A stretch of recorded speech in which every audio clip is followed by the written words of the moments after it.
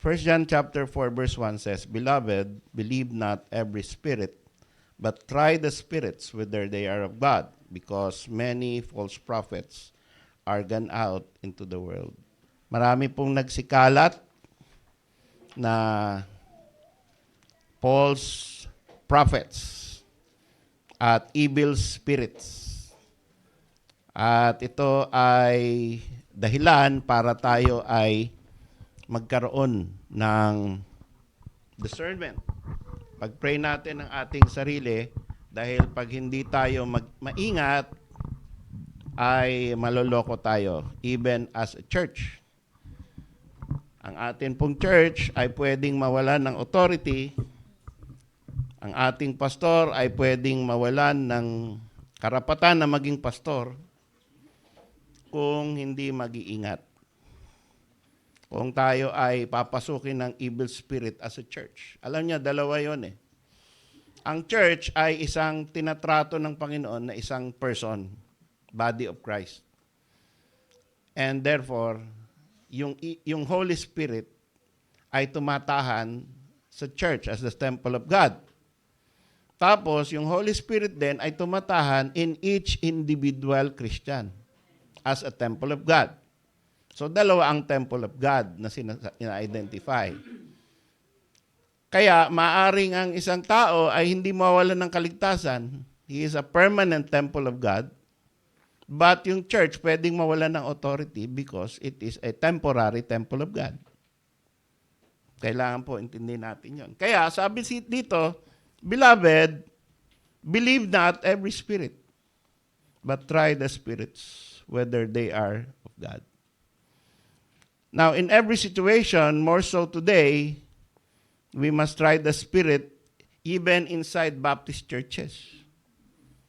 Lalo na sa loob ng Baptist Church.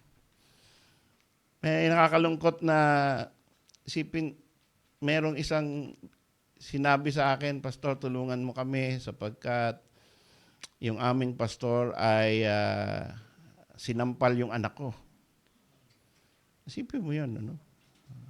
Dahil nakita niya nagte-text yung anak niya sa isang unsaved, ay nakialam yung pastor sa buhay nung bata, minor de edad. Sinampal.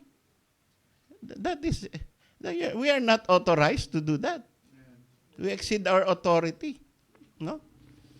But there are spirits that work in the mind of somebody who is given this position, thinking that you are entitled to do anything in the Church of God. So that is really, hindi lang yon, no? Marami pang ginawa na hindi ko mabanggit because worse. And this can only be done by a man who is being, I don't know, influenced. Hindi ko pa sabing possess kasi pastor eh. Pero para gawain yun ng isang nagtuturo dito, tapos may gagawain siyang kababuyan while out after the preaching or while during the time na nagfe-fellowship is really, it has to be an evil spirit. So, try the spirits, mga kapatid, especially among Baptist churches. No? Praise God, by the grace of God, only we can stand here and say, this has not happened in our church. By grace lang. Iyak na naman ako. Okay, so Baptist churches, men and women, members, hindi lamang pastor, mga member din, can be influenced by evil. And even our songs can be influenced by evil. Ingat tayo sa mga awit natin. Kaya sabi ko kay Brother June, pamunuan mo yung worship songs natin na pag worship service, kailangan patungkol sa Panginoon. Hindi patungkol sa sarili. So, okay naman yung ibang mga awit sa Baptist favorites. Mansion over the hilltop. Pero hindi worship song yung mansion over the hilltop eh. 'Di ba? So merong worship, merong fellowship, merong rejoicing songs, at merong mga private songs kagaya ng mga masasaya talaga, no? Mga choruses. Pwede rin 'yon. Pero hindi 'yun pang worship service. So ingat po tayo. Sa mga teaching natin, sa ating Sunday school, be prepared na pag pinagkatiwalaan tayo na tumayo dito, kahit sa ating devotion, no? Life application, if you say something which is evil or not doctrinally sound, the guardian of the faith has to say something about what you said. The pastor is the first guardian of the faith. At kung wala yung pastor, yung nakikinig na mga deacons, sila yung guardian. Pag may sinabing mali, don't let it stand. Don't let it pass. Kung maliit lang, private na lang.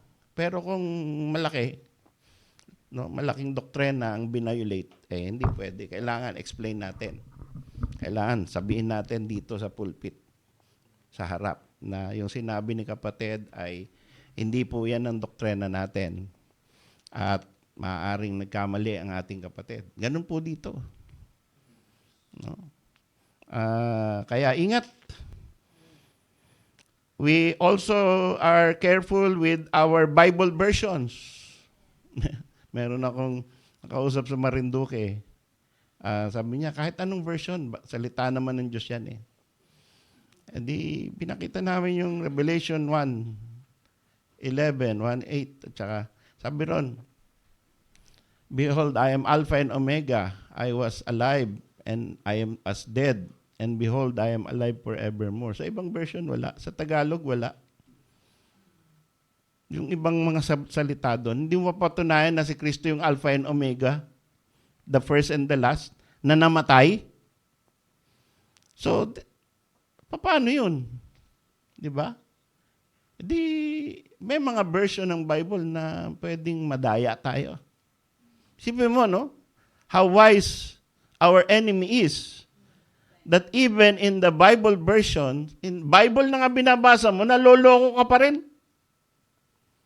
Napaka cunning and ang tawag doon ay siya ay subtle. Masyadong subtle.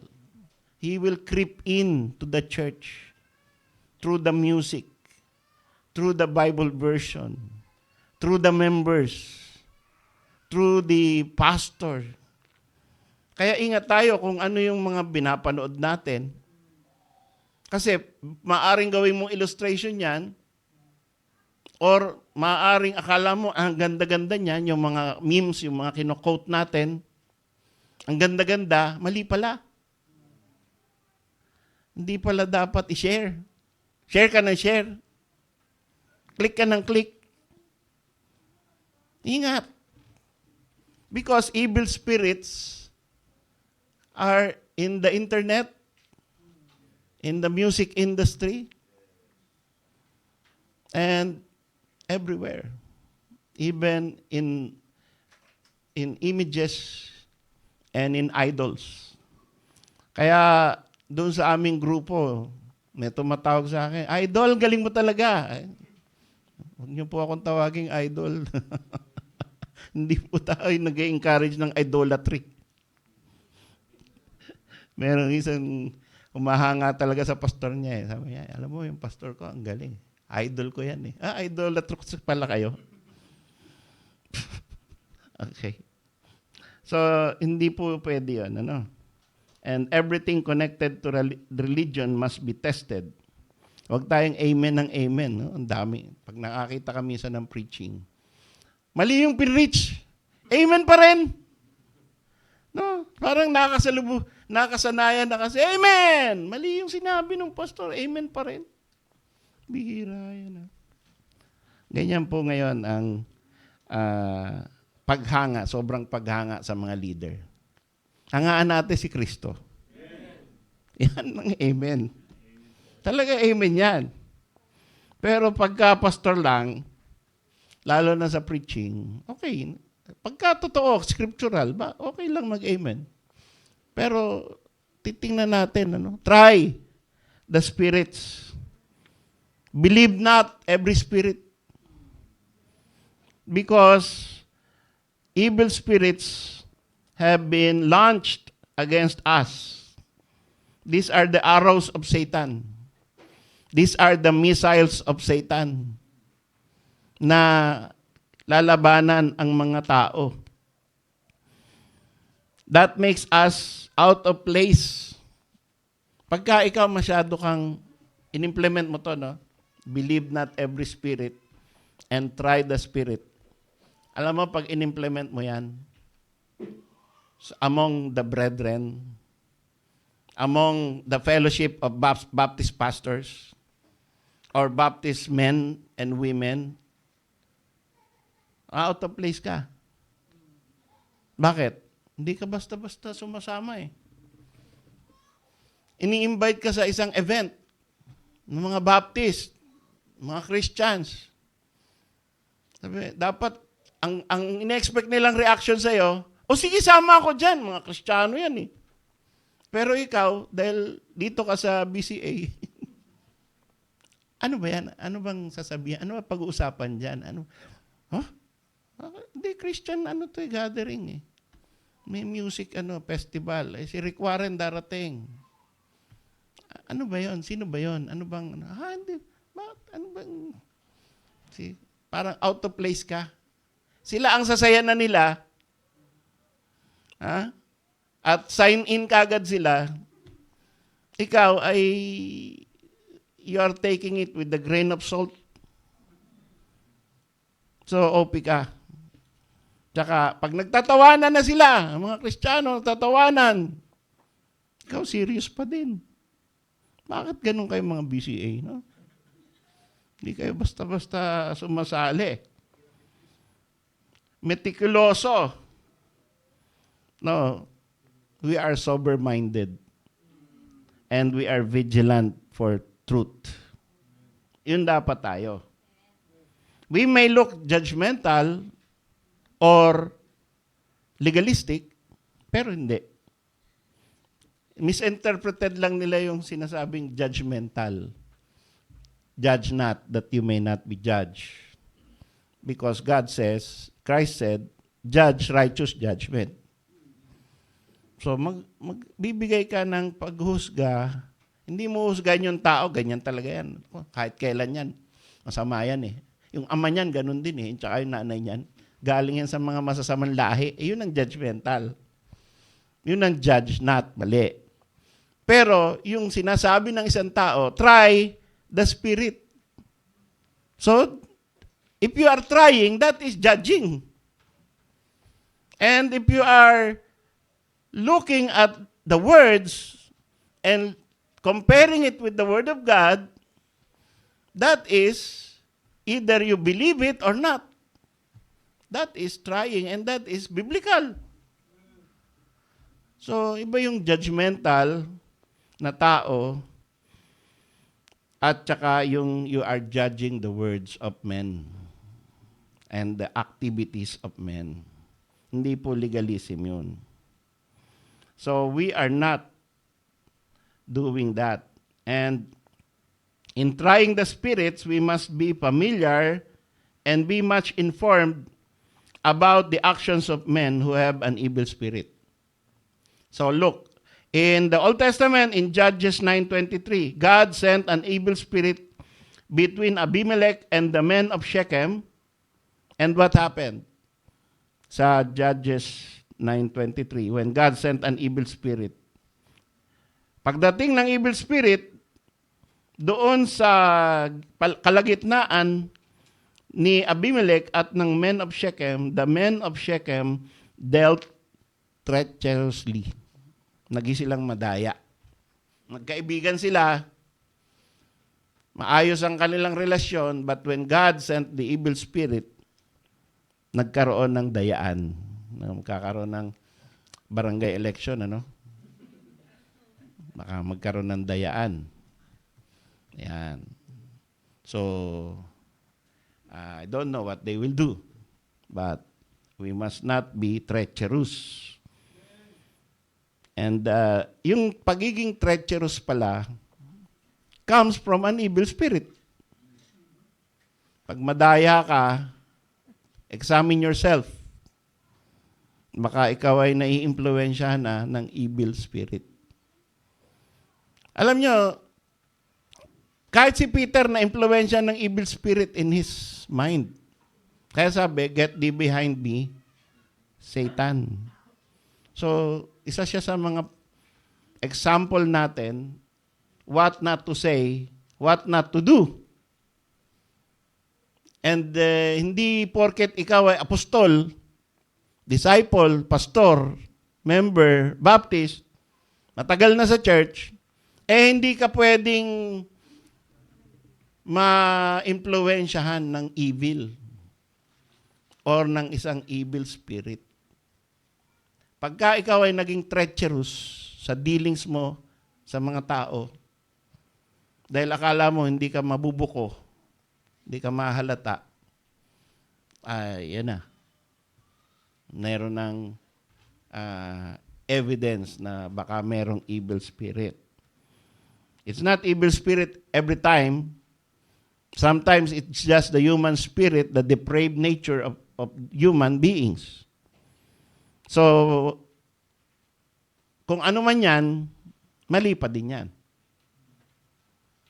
Kasi minsan nga, di ba, si Satan nga will be bound. Di ba? So, even if Satan is bound, men will continue to sin. Because men will still be in their depravity. Kaya, wag tayong paloko na lahat ng bagay na ginagawa natin ay dahil hindi tayo may kasalanan o hindi tayo ang ultimate blame, kundi evil spirits lang. We also have human spirits, sinful hearts that react with evil spirits. That's why we have actions which betray our thoughts na tayo ay mayroon pang evil thoughts. Ingatan natin ang ating testimony. Ngayon, matuto tayong magpatawad at hindi maging parang ayaw na nating maging kaibigan. Meron tayong mga minsan may mga psychological or philosophical how to be successful. Avoid men who will put you down. Now, it seems good. Diba? Iwasan mo yung mga tao na negative. Iwasan mo yung mga tao na magpapabagsak sa'yo. Iwasan mo yung mga tao na laging evil ang iniisip. Iwasan mo yan. Kasi hindi ka magtatagumpay sa buhay mo pag yan ang mga kasama mo. Parang tama, no? Mali yun. Huwag kayong mag-amen na gano'n. Napaaga yung amen nyo. Kasi soul winner tayo, yun ang target natin. Yun ang mission field natin, iiwasan. Yan ang may kailangan kay Kristo. Kaya susugudin mo yun. Tayo yung mga marino ng spiritual world. Habang yung iba paalis, dahil gera yan, habang yung iba ay paiwas, dahil bombahan yan, putukan yan, tayo pasugod. Because we are soldiers of Christ. So, hindi mo iwasan yun. Maghahanda ka para kaya mo na makipagbakbakan. Hahanda mo yung sarili mo. Huwag ka rin sugod na sugod. Baka hindi mo kaya yan. Magaya ka doon sa isang nagre-rebuke ng evil spirit, tapos sabi, kilala namin si Paul. Kilala namin si Jesus. Sino ka? Eh di, ginulpi siya ng evil spirit. Takbo siya, nakahubot-hubad. Hinubaran siya ng evil spirit. Pinunit yung kanyang mga damit. And he ran away naked. Isa pa yan sa ginagawa ng evil spirit. Maghuhubad ka. Yan. Kaya yung mga paikli ng damit, may evil spirit yan. Eh. Mga kumukonti na lang ang damit. No? Yung mga mahilig mag-expose sa sarili. So ito, no? Treacherous, naging treacherous because of the evil spirit. And in another case, in 1 Samuel 16:14, the Spirit of the Lord departed from Saul, and an evil spirit from the Lord troubled him. Eh napansin ng mga tauhan ni King Saul. Sabi niya, mahal na hari, may evil spirit ka. Paano kaya nila nahalata yun? No? Siguro naging green, naging kulay green naging dahok. Or naging black. Or parang iba yung kilay niya. Siguro pag ano yung kilay niya. Pag pumapasok yung evil spirit, tumataas yung kilay. O nagkakaroon ng ibang klaseng attitude. No? Kasi, when the evil spirit comes, maaring lagi siyang galit. One time, the evil spirit came, nananahimik si David, tumutugtog, biglang sinibat ni King Saul. Naging siyang murderer. Yung kanyang son-in-law, at tinawag para pacify yung kanyang sakit. Sinibat. Hindi, walang reason. Supposed to be, magkasundo sila. No? Biglang gustong patayin. Evil spirit din yan. Resulta yan ng isang evil spirit na nagbibigay, nag-i-influence or pumasok sa isang tao. Yung galit ka, hindi mo malaman ba't ka galit. Ingat po tayo dyan. Yung bitterness, hindi mo mabawi. Yung kapaitan, no? Puot mo at pait ng pakiramdam mo, tuwing makikita mo, sira ng araw mo. Meron ba kayong ganon? Delikado yan. Evil spirit yan. Pag hindi mo mabawi, pag hindi mo makaya, na talagang gusto mong magputok ng butsi. No? Ano ba yun? Nagpuputok ng butsi. No? Hindi ko alam yun eh. Narinig ko lang yun sa tiyahin ko eh. Kasi siya, ganun eh. Laging pumuputok yung butsi niya. Naku, nasira na naman ng araw ko. Nakita ko yung kapitbahay. Yun. Siguro umutang, tapos di binayaran. Sinuba siya. No? So, these are actions of men with evil spirit. Hindi mo mabawi, hindi mo mapatawad, hindi mo iiwas ka. No? Pupunta ka na lang doon sa mas malayong rota kaysa sa makasalubong mo. No? Nangyari na ba sa inyo yun? Nakita mo, malayo pa lang, nakita mo, no? Naku, makakasalubong ko, pareho kaming kalsada. Titingin ka sa bagong rota, no? O di kaya, babalikan na lang doon sa pinanggalingan mo o magtatago ka muna. Magbabasa ka ng dyaryo na ganyan. Okay na. Bihira. Sobrang hatred, no? So, yeah. Pero kay Saul, worst yung nangyari. Gusto niya talaga, pinatay niya talaga, inattempt niya talaga, attempted murder. Kaya, that is the result of an evil spirit. Evil spirit. So, in Acts 19, yun yung sinasabi ko sa inyo kanina, the evil spirit, when they were trying to kick out the evil spirit from a certain person, sabi niya, in the name of Paul, in the name of Jesus, whom Paul preached, get out. And the evil spirit said, Acts 19:15 ito, no? And the evil spirit answered, no? Nagsasalita yung evil spirit. Nakarinig na ba kayo ng evil spirit? Sino na ang nakarinig? No? Yung nakakita ng possessed. Tapos nagsalita, iba boses. No? So, that is something na ma-experience. Ako, nakakita lang ako, spirit of the glass. Totoo. No? Yung baso, yung katulong namin doon sa Banawi dati, nilagay nila yung kamay nila ron sa ibabaw ng baso. Tapos gumagalaw yung baso. Akala ko ginutulak. Kaya sinilip ko kasi nasa floor. Tinignan ko, malayo yung kamay Gumagalaw talaga yung baso, sinusundan lang nila Totoo. No? Buti na lang hindi nakawala yung evil spirit pumasok sa akin. Ewan ko lang, may pumasok pa. Okay? Totoo Spirit of the glass. Kaya, huwag kayong maglalaro nun.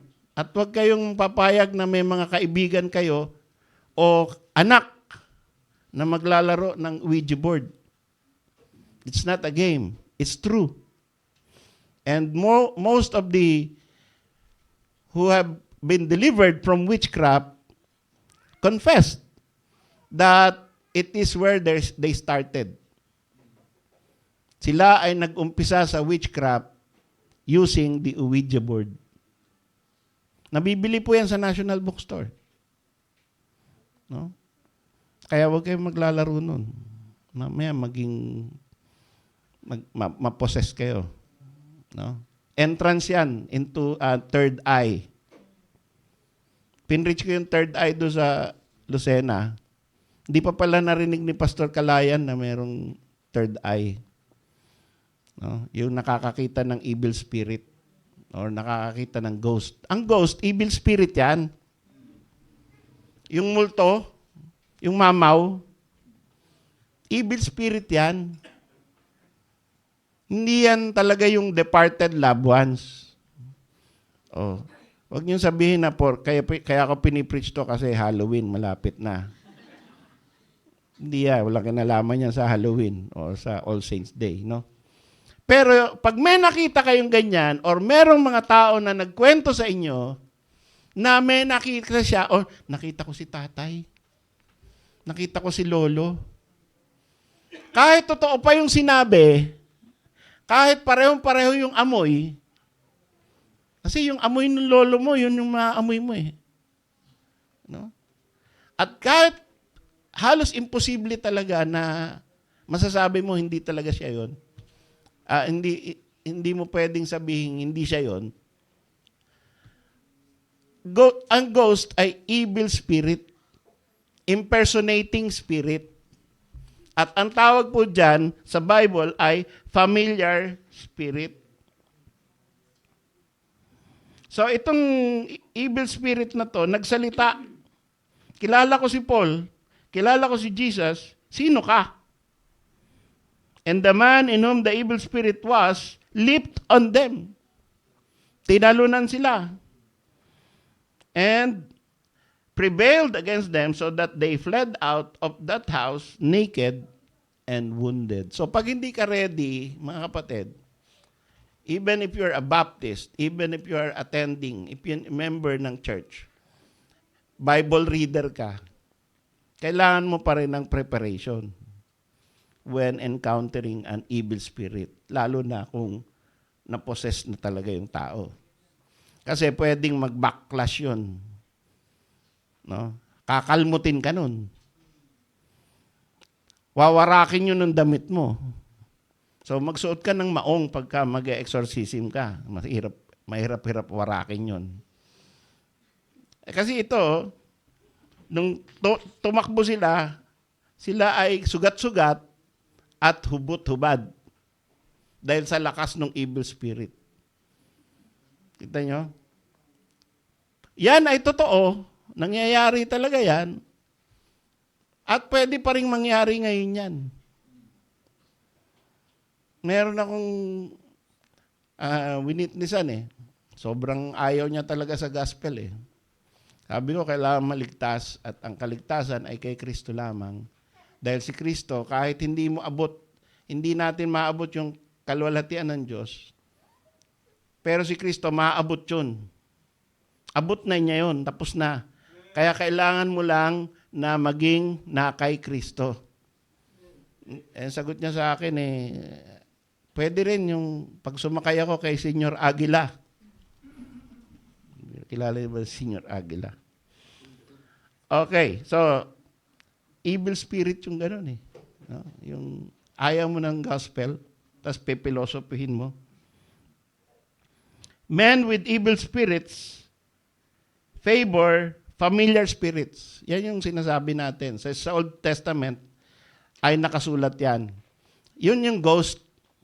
Kaya sinabing familiar, ibig sabihin, lahat ng mga ugali mo, salita mo, expression mo, pati yung, naalala ko nung bata pa si Michael, meron akong ugali na habang nag-iisip, gaganon-ganon ako. Yan. Tapos, nakita ko si Michael, gumaganon din. Ginagaya ako. Siguro pagpatay na ako, gagayahin ako ng evil spirit. Si Papa yun ah.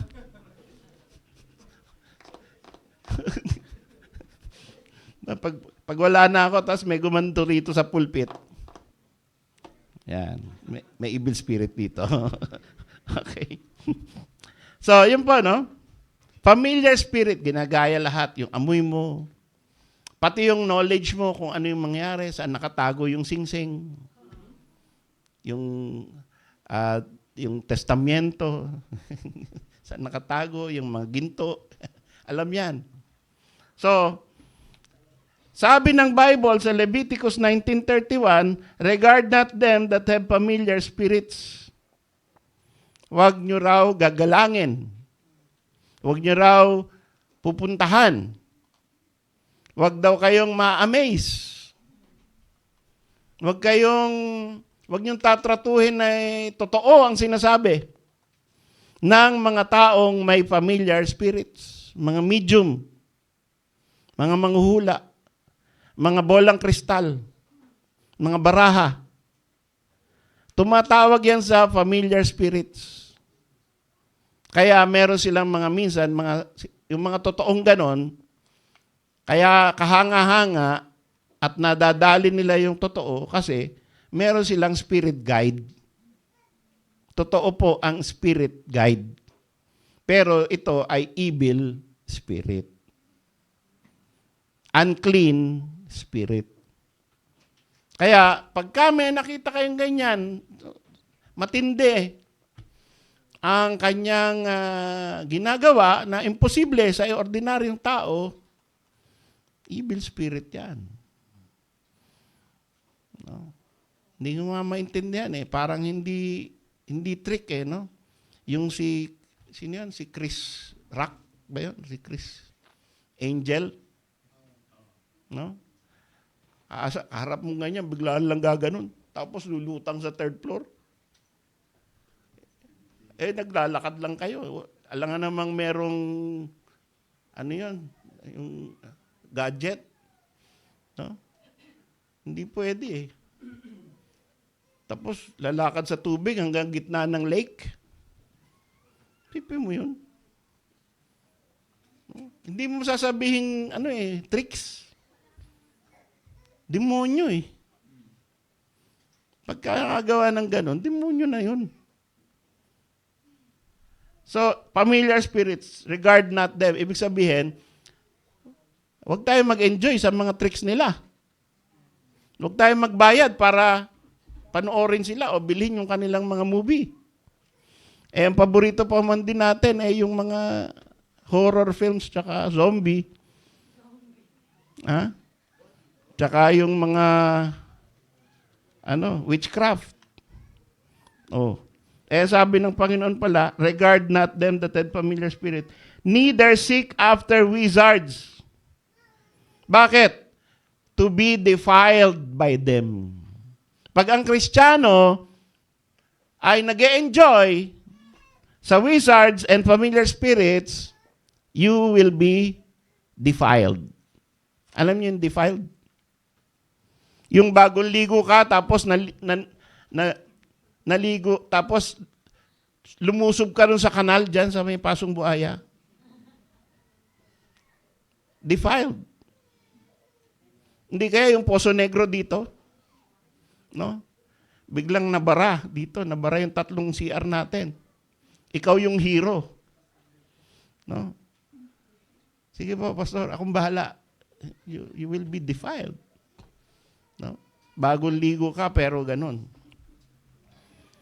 So, spiritually defiled, spiritual defilement ang mangyayari sa isang tao na nag-e-enjoy, nagsi-seek out, or regard, no? Sa familiar spirits and wizards.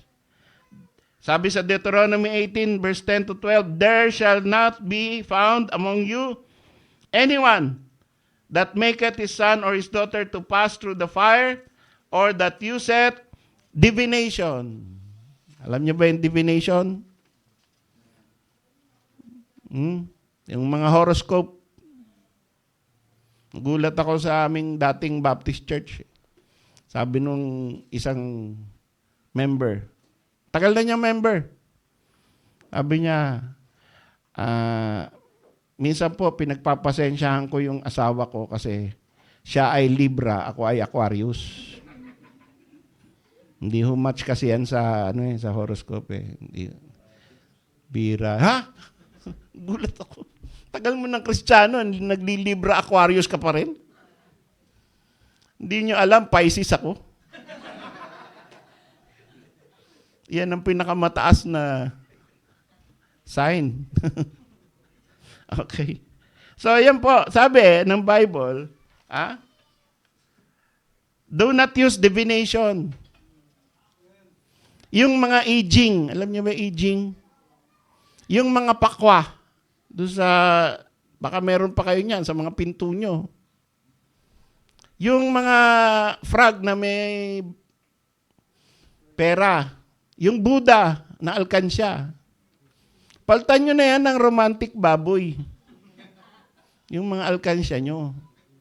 Huwag Buddha.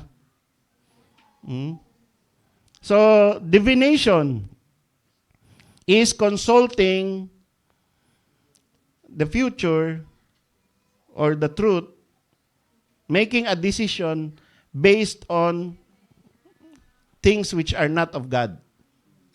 Yun ang divination. Kahit siguro yung yung she loves me not. Pagka tumapa, she loves me, liligawan ko to. Hindi siguro divination yun.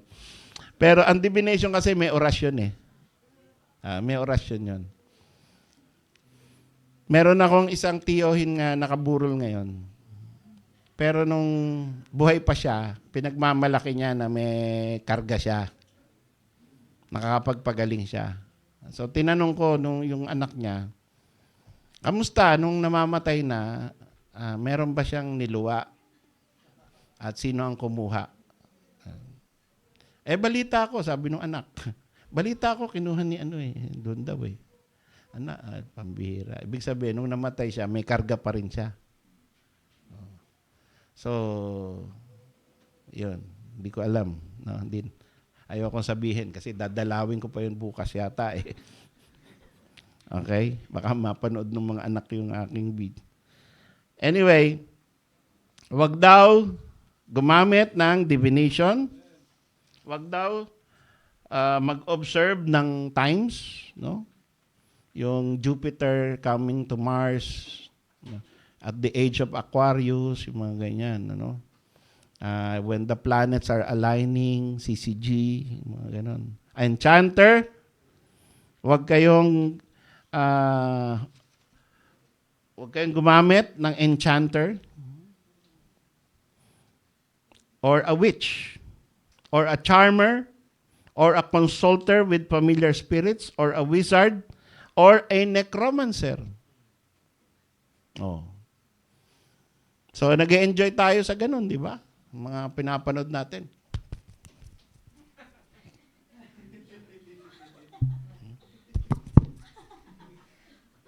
Yan. Enchanter yun. Pero ini-enjoy natin. Medyo bawas-bawasan. Zero. No? Mas maganda. Makinig na ka lang kayo ng BCA podcast.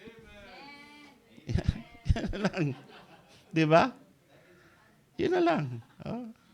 Nasa Instagram na nga yan eh. Oh. Ang daming pwedeng panoorin na godly. Sermon audio. Kesa yung mga yan. Ewan ko lang yung Batang Quiapo. Dapat bang panoorin yan? May enchantment ba ron? Wala. Okay. Consulter, wizard, necromancer. What is a necromancy? Kinakausap mo yung patay. Sa November 1, marami na namang kakausap. Papa, kung andito ka lang, nakita mo sana yung summa cum laude ko. Yung mga ganon. No? Lagpas na ba tayo? Alas 12 na. Okay, nag-e-enjoy ako eh. Okay. Ano sabi? For all that do these things are an abomination unto the Lord. Karumal-dumal sa Panginoon. Ang mga evil spirits na yan at gawain ng mga evil spirits at gawain ng mga tao na may evil spirit. Yan ay kadiri sa harap ng Diyos. Kaya kapag yan ay ginagawa, lalo na sa loob ng church, alam nyo, sa loob ng mga Baptist church, meron na ngayon yung contemplative prayer. Isipin nyo, Baptist church, contemplative prayer. Alam nyo yun? Yung worship service nila, papasok ka ng kwarto, walang ilaw, puro kandila. Tapos, bawat isa na nag-worship doon sa worship service, tahimik lang doon sa isang sulok, nagpe-pray.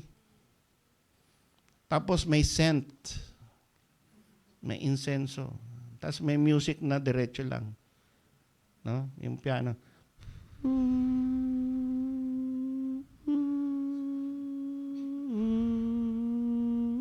Ganun lang.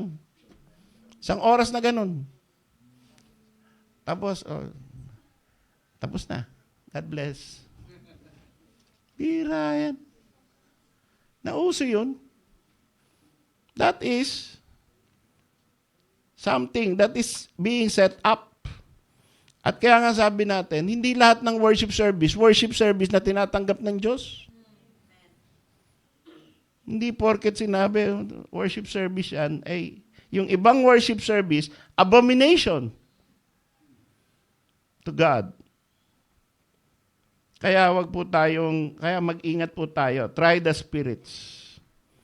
Because not all spirits are clean. And not all spirits are of the Holy Ghost. So mga kapatid, ang mga unclean spirits, ang mga evil spirits ay naglipa na. Kailangan po natin maging discerning at kailangan natin na mag-risk na kahit tayo ay minsan hindi parang ayaw tanggapin na dahil kakaiba. Kakaiba ang ugali natin. Dahil masyado tayong tinitingnan yung truth bago sumama, nag-e-enjoy tayo doon sa truth lang talaga.